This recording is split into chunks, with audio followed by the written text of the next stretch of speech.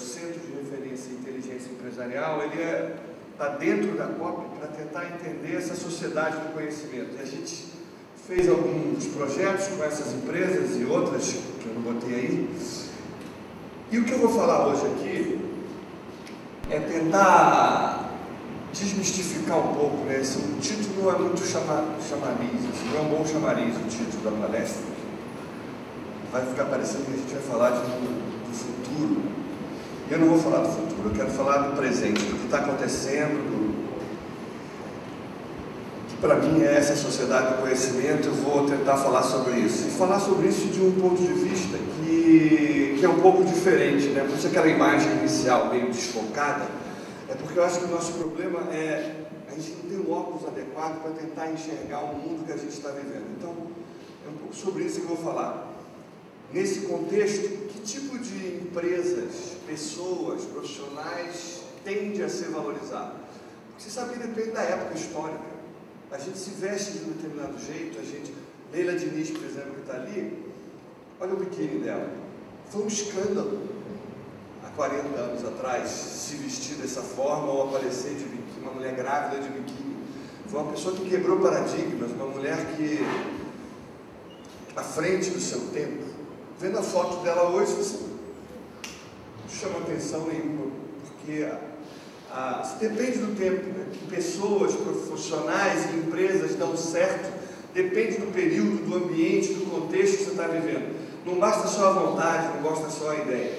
Então, cada época tem a sua característica, é um pouco sobre isso que eu queria falar e tentando traduzir isso no concreto, né, para vocês.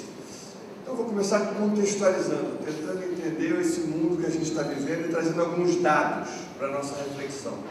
Primeiro que eu gosto de trazer é esse gráfico. Esse gráfico mostra as exportações dos Estados Unidos de bens tangíveis e bens intangíveis.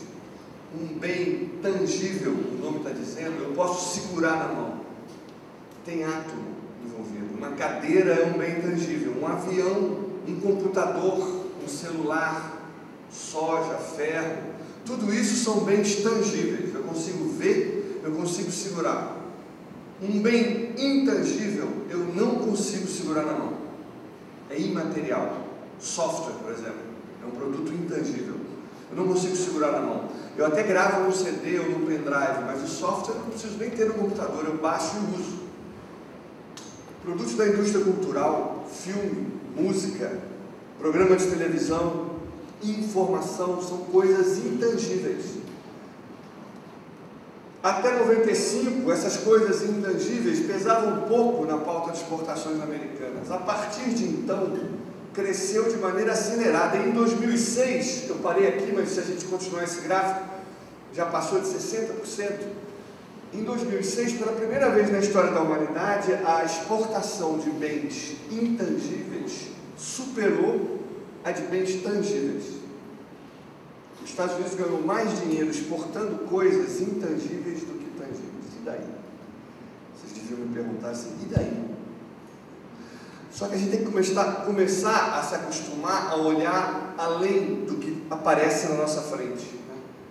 Então esse gráfico também está me dizendo o seguinte, olha, mais da metade da riqueza que circulou no mundo não andou de navio, não andou de trem, nem de caminhão. Mais da metade da riqueza que os Estados Unidos exportou não chegou aqui de navio, nem de avião, nem de caminhão, nem de trem. Ao contrário do que a gente pensa. Tanto é assim que aqui no Brasil a gente tem um programa hoje famoso chamado PAC, Plano de Aceleração do Crescimento, que é basicamente o quê? Construir estrada, porto e aeroporto. O PAC prepara o Brasil para o século XIX, não prepara o Brasil para o século XX. O PAC que a gente precisa para o século XXI é o Plano de Aceleração do Conhecimento, daqui a pouco a gente fala dele. Mas esse PAC que está aí não está olhando para isso aqui. Mais da metade da riqueza que circula hoje no mundo não anda de navio. Além disso, como é que se controlou a entrada disso no Brasil? O governo tem lá seus mecanismos para cobrar impostos dos bens que circulam, né? Mais da metade da riqueza que os Estados Unidos exportou para o mundo não passou em nenhum posto da Polícia Federal, porque a Polícia Federal está onde?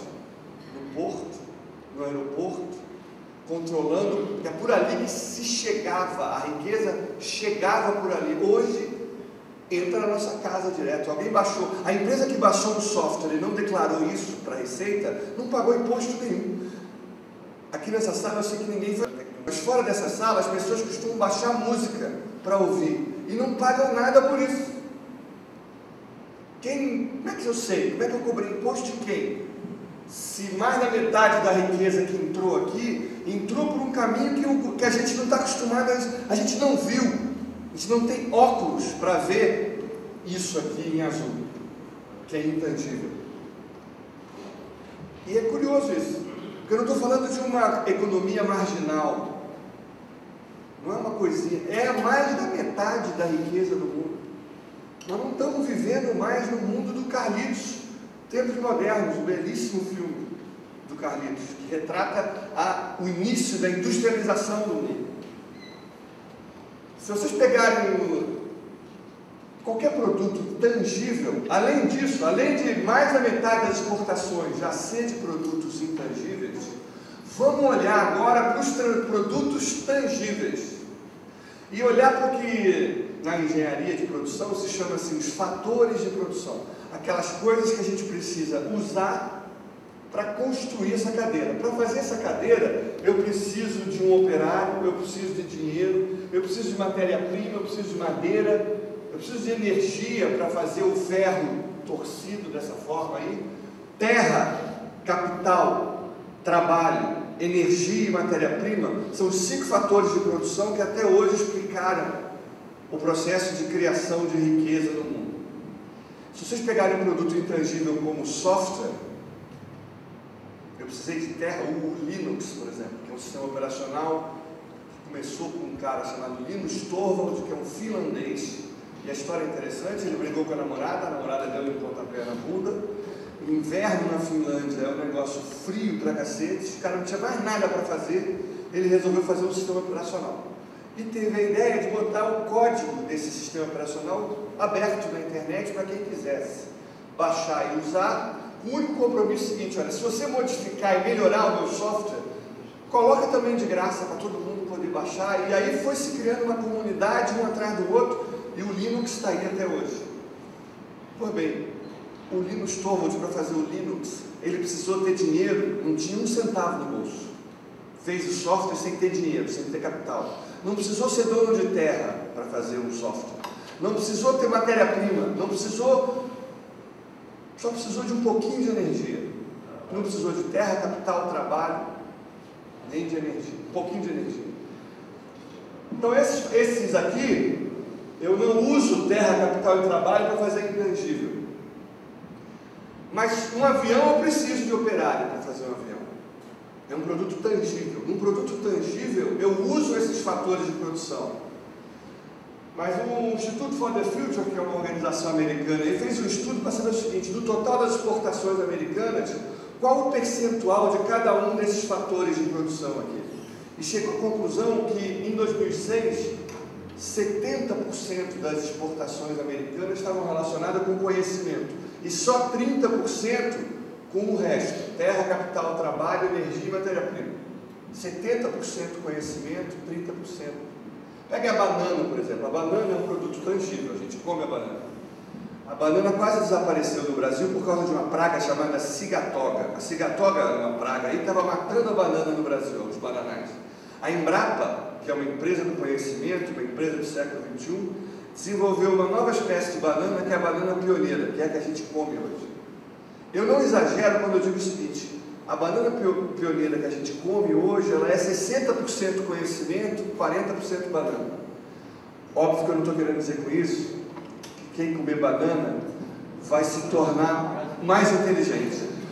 Mas o que eu estou querendo dizer com isso é que mesmo no produto natural como a banana, o peso do conhecimento hoje ele é decisivo para explicar a existência desse produto e o valor desse produto. Um computador vale o que vale não pela matéria-prima, nem pela mão de obra que montou esse notebook. Ele vale principalmente pela inteligência que está ali dentro. Na banana é a mesma coisa. Numa lata de refrigerante é a mesma coisa. A indústria siderúrgica hoje ela consegue produzir muito mais produtos, consumindo muito menos energia e matéria-prima do que há 10 anos atrás, porque tem inteligência no processo de produção da lata. Então nós não estamos vivendo mais num mundo onde terra, capital, trabalho, energia e matéria-prima são os 5 fatores de produção mais importantes. O mundo hoje mudou. Mas ele não foi sempre assim.